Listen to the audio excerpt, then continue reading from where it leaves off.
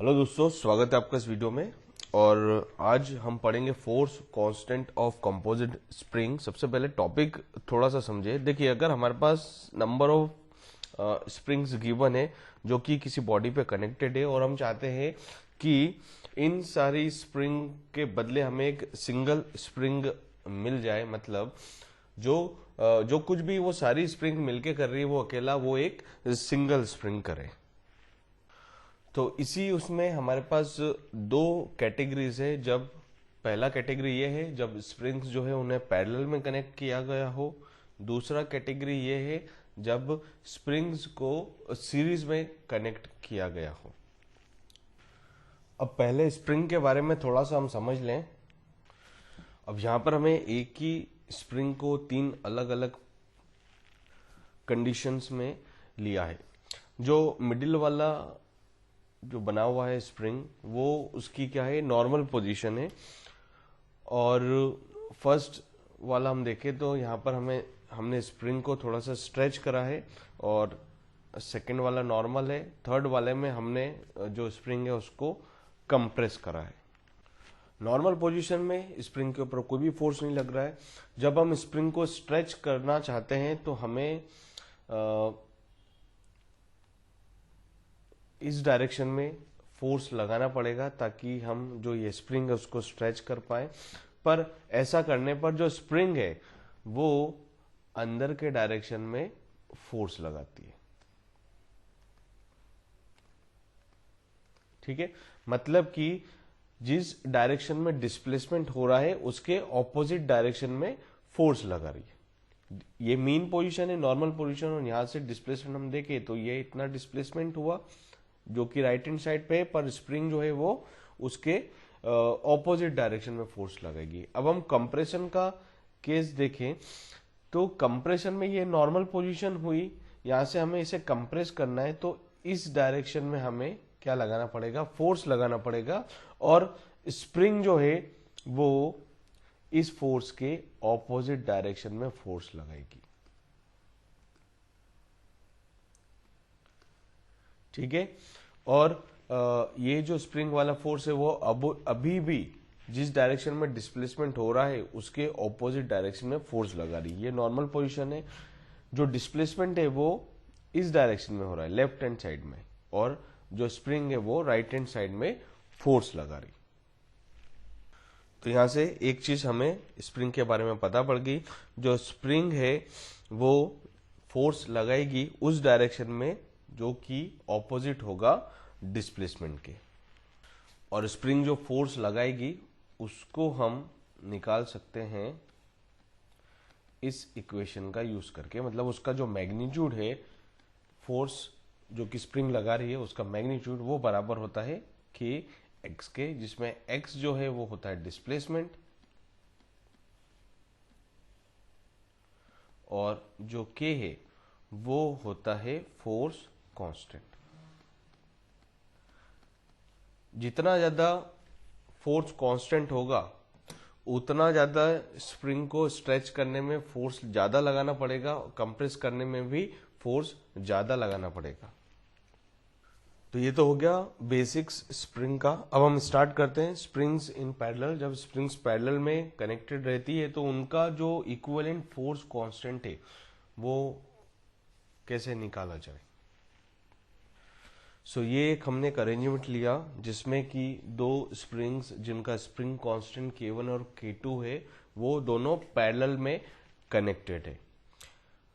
Okay, अब यहां पर अगर हम कोई फोर्स F ले जो कि इस ब्लॉक को बाहर की तरफ फोर्स लगा रहा हो, ठीक है, तो जो डिस्प्लेसमेंट होगा वो भी किस तरफ होगा, बाहर की तरफ, जिसको मैंने y से बता दिया। अब दोनों स्प्रिंग जो है पैरेलल में कनेक्टेड है तो दोनों में ही जो डिस्प्लेसमेंट होगा वो इक्वल होगा। ठीक है, और यहां पर हम स्प्रिंग के रिस्पेक्टिव फोर्सेस की बात करें तो वो फोर्स हमेशा डिस्प्लेसमेंट के ऑपोजिट डायरेक्शन में लगता है। सो ऊपर वाली जो स्प्रिंग है उसके ऊपर जो फोर्स लग रहा होगा वो F1 बोल दिया, नीचे वाली जो स्प्रिंग है उसके ऊपर जो फोर्स है उसको बोल दिया F2। और यहां पर हम देखें तो F ये बराबर होना चाहिए F1 प्लस F2 के, और F1 की वैल्यू या F1 का मैग्नीट्यूड हम बोलें तो वो होगी K1 इंटू वाई के बराबर। F2 का मैग्नीट्यूड ये हो जाएगा K2 इंटू वाई के बराबर। F1 F2 की वैल्यू हम यहाँ पर सब्सटीट्यूट कर दें, so F is equals to K1 plus K2 into Y, ऐसा हम मान सकते हैं। अब यहाँ पर हम एक केस सोचे कि ये दोनों जो स्प्रिंग है जिनका स्प्रिंग कांस्टेंट K1 और K2 है, इन दोनों को हटाकर अगर अपन एक ही स्प्रिंग लगा दें यहाँ पर, जैसे यहाँ पर मैं नीचे बता देता हूँ, इन दोनों को हटाकर क्या करा, एक ही स्प्रिंग लगा दी जिसका स्प्रिंग कांस्टेंट K है, और F फोर्स लगाने पर इसमें भी कितना डिस्प्लेसमेंट हो रहा है, y डिस्प्लेसमेंट हो रहा है। तो हम ये बोल सकते हैं कि नीचे जो स्प्रिंग बनाई है वो इक्विवेलेंट होगी ऊपर दोनों स्प्रिंग के पैरेलल कॉम्बिनेशन पे। ठीक है, सो यहां से हम बोल सकते हैं कि F is equals to KY, दोनों में जो डिस्प्लेसमेंट है वो बराबर लिया है हमने। ठीक है, सो इसका यूज करके हम इन दोनों स्प्रिंग कांस्टेंट का जो कंपोजिट स्प्रिंग बनेगी उसका स्प्रिंग कांस्टेंट निकाल सकते हैं। Okay, so F is equals to KY हम यहां पर सब्स्टिट्यूट कर दें, KY equals to K1 plus K2 into Y, और यहां से हमें मिल जाएगा K is equals to K1 plus K2। मतलब अगर हमारे पास दो स्प्रिंग है जो कि पैरेलल में कनेक्टेड है और हमें जानना है कि उनकी जो कंपोजिट स्प्रिंग होगी उसका स्प्रिंग कांस्टेंट कितना होगा, तो जितनी भी स्प्रिंग्स पैरेलल में कनेक्टेड है उन सभी के फोर्स कांस्टेंट का सम के बराबर होगा। ठीक है, स्प्रिंग्स इन पैरेलल का एक और यहां पर अरेंजमेंट है जो कि मैं आपको बताना चाहता हूं। सो ये नीचे ये एक और अरेंजमेंट है जो कि स्प्रिंग इन पैरेलल को रिप्रेजेंट करता है। देखिए इसको समझ लेते हैं हम। मान लेते हैं कि हमने यहाँ पर इस ब्लॉक पर इस डायरेक्शन में F फोर्स लगाया, मतलब जो डिस्प्लेसमेंट है वो भी इस डायरेक्शन में होगा। ओके, सो जो स्प्रिंग है वो डिस्प्लेसमेंट के ऑपोजिट पे फोर्स लगाती है हमेशा। ओके, सो यहाँ पर इस डायरेक्शन में डिस्प्लेसमेंट हो रहा है तो जो फोर्स है वो इधर के डायरेक्शन में लगेगा F1।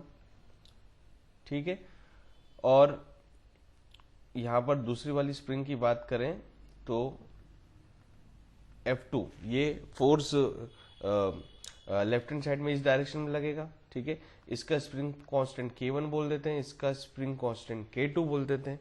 अब यहां पर हम फोर्स की इक्वेशन लिखना चाहे तो जितना फोर्स अगर राइट हैंड साइड में लग रहा है उतना ही फोर्स लेफ्ट हैंड साइड में लग रहा है, ऐसा हम इक्वेशन लिख सकते हैं।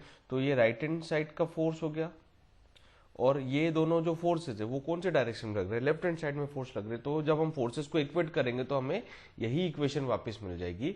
और इस तरह के कॉम्बिनेशन में भी जब हम स्प्रिंग सिस्टम देखेंगे तो यहाँ पर भी ये दोनों किस में कनेक्टेड है, पैरेलल में कनेक्टेड है, और इनका जो स्प्रिंग कांस्टेंट होगा वो इंडिविजुअल जो स्प्रिंग है उनके स्प्रिंग कांस्टेंट के सम के बराबर होगा। ठीक है, तो ये हो गया स्प्रिंग इन पैरेलल। नेक्स्ट देखते हैं स्प्रिंग्स इन सीरीज।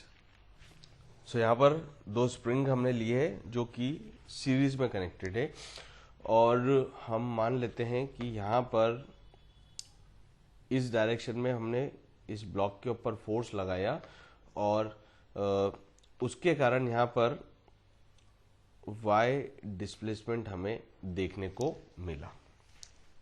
ठीक है, अब पहले वाले इस वाली स्प्रिंग की बात करें।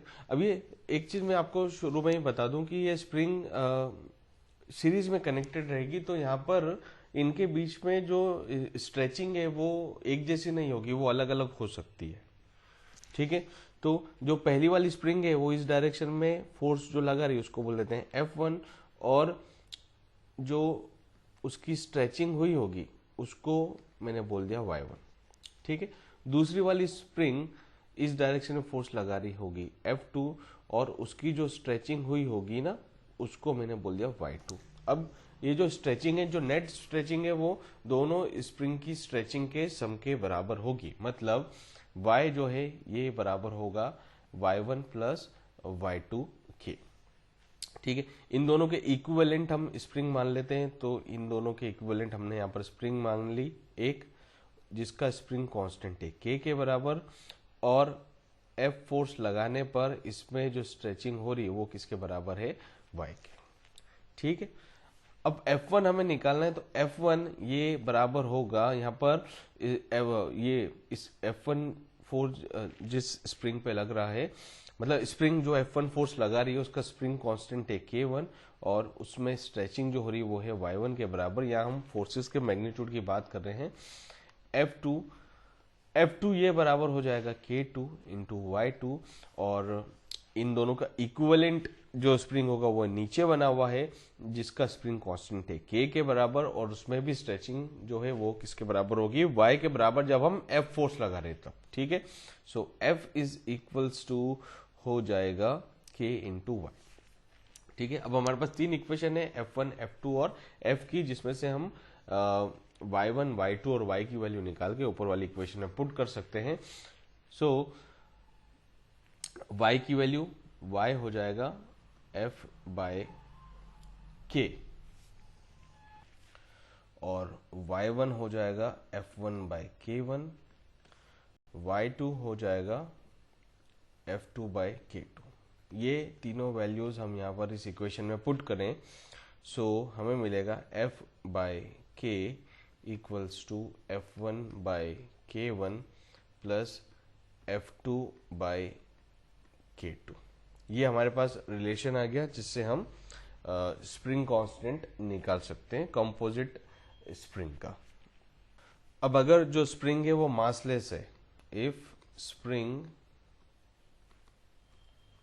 आर मासलेस, मतलब स्प्रिंग में कोई मास नहीं है, तो उस कंडीशन में जो F है वो बराबर हो जाएगा F1 के, और वो बराबर हो जाएगा F2 के, और ये कंडीशन हम यहाँ पर लगाएं, सो हमें मिलेगा 1 by k equals to 1 by k1 plus 1 by k2।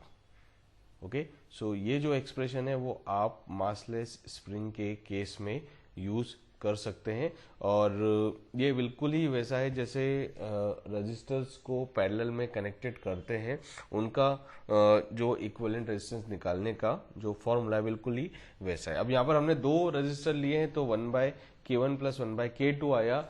अगर तीन रेजिस्टेंस होते तो 1 by k1 plus 1 by k2 plus 1 by k3। Same ऐसा जो हमने पैरेलल में देखा था, तो k equals to k1 plus k2 आया था। अगर तीन पैरेलल में कनेक्टेड होंगे तो k equals to k1 plus k2 plus k3 आएगा। Okay, so I hope that this video will be helpful for you all, और आपको वीडियो पसंद आया तो उसे लाइक कीजिए, शेयर कीजिए। चैनल पर नए हो तो सब्सक्राइब करना ना भूलें, नोटिफिकेशन बेल को प्रेस करें ताकि जैसे नया वीडियो अपलोड हो आपको तुरंत उसकी इन्फॉर्मेशन मिल जाए। Thank you so much, thank you for watching.